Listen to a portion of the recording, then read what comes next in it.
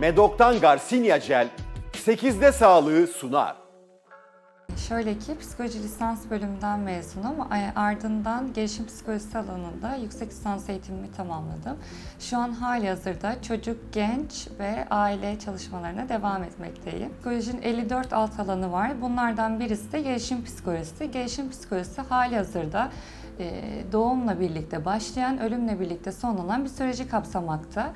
Spesifik olarak da çocuk, genç ve ailenin çalışıldığı dinamikleri içerisinde barındırmakta. Sizlere çocuk merkezli oyun terapisinden bahsetmek istiyorum. Çocuk merkezli oyun terapisinde çocuğun merkezde olduğu ve yansıtma gözlem yeteneğinin psikolog tarafından atfedildiği bir terapi süreci aslında. Çocuk merkezli oyun terapisinde biz ilk seans aile görüşmesi yapıyoruz. Bu ilk seansa kimi zaman çocuğu da davet ediyoruz, kimi zaman yalnızca aile üyelerini seansa davet ediyor oluyoruz. Sonrasında da 6 seanslık bir oyun oturumumuz başlıyor. Bu oyun oturumunda ilk çocukla tanıştığımız anda ona kısa bir hikaye anlatıyoruz. Bu hikayenin aslında temel sebebi şu: çocuk orada onu neler bekliyor, kendisini nasıl hissedecek, bazen oradan çıktığında üzgün, bazen oradan çıktığında mutlu hissedebileceğini aktardığımız bir hikaye aslında.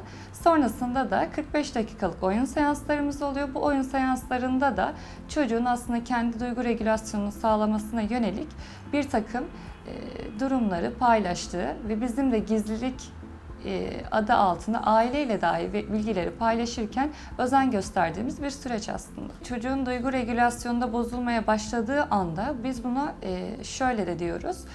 Çocuk aslında günlük yaşamdaki işlevselliğinin bozulmaya başladığı anda, akranlarıyla alakalı iletişim problemleri yaşadığında, aileyle iletişim problemleri yaşadığında, halihazırda duygu regülasyonu düzenlemede güçlük yaşadığında aslında çocuk merkezli oyun terapisine geliyor oluyorlar. Veya tamamen spesifik konularda işte klinik bağlamın dışında çocuğun duygu regülasyonunun bozulması sonucu davranış problemleri, öfke problemleri, alt ıslatma, buna benzer durumlarda çocuklar çocuk merkezli oyun terapisine geliyor.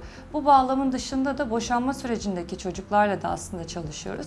Çünkü tam da bu noktada o çocuklarımızda duygu regülasyonunda bozulmalar oluyor ve bu noktada çocuk merkezli oyun terapisi inanılmaz deneyimler elde etmemize sebep oluyor. Bir seans süresi vermek aslında mesleki ve kişisel etik değerlerimizden kaynaklı çokça mümkün değil.